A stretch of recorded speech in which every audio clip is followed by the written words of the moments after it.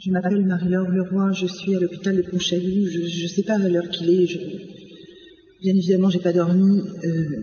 Je suis la mère d'un gilet jaune qui a été blessé à la fin de la manifestation sur Rennes hier soir, au moment où les gens commençaient à se disperser.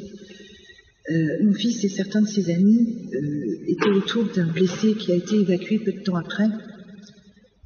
Et il constituait en quelque sorte un ruban de sécurité entre les pompiers et le reste des manifestants qui, d'après ce que je sais, ne présentaient aucun danger.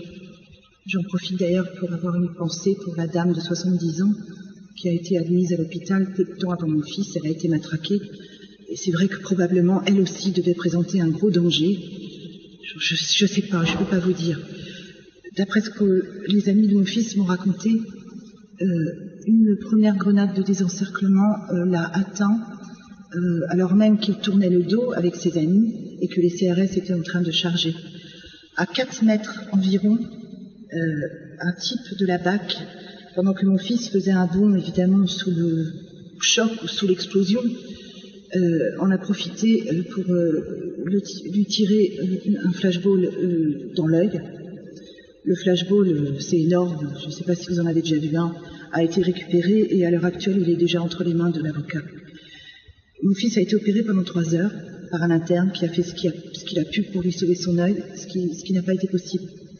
Monsieur Macron, pendant que vous faites le malin en bras de chemise dans les gymnases, pendant des heures, en soliloquant, parce qu'il est vrai que vous aimez surtout parler seul, pendant ce temps-là, vos sbires, monsieur Macron, mutilent nos jeunes.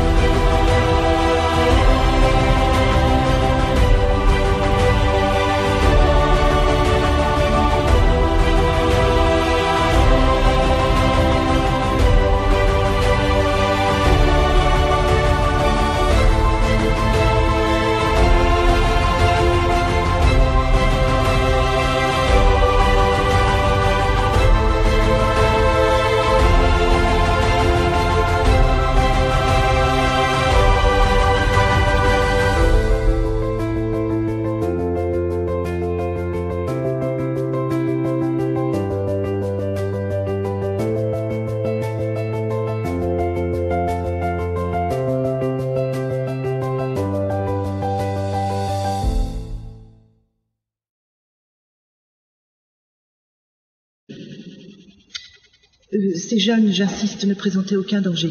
Aucun d'eux n'avait le visage couvert. Ils étaient tous désarmés. Aucun d'eux n'avait même un masque à gaz. Quoi que ce soit qui puisse, de près ou de loin, s'apparenter à une arme de destination, puisqu'on sait maintenant que même des lunettes de piscine peuvent être considérées comme des armes. Pendant donc que vous faites le malin, vos sbires agressent nos jeunes, agressent des personnes âgées. Combien de blessés va-t-il encore falloir? Combien de mutilés parmi nos jeunes va-t-il encore falloir avant que vous vous rendiez compte, monsieur Macron, que diriger un pays, ce n'est pas se tenir en haut de la verticalité que vous vantez tant. C'est peut-être de temps en temps se pencher sur les gens et écouter réellement ce qu'ils ont à dire. Je ne suis pas en colère, je n'ai même aucune haine.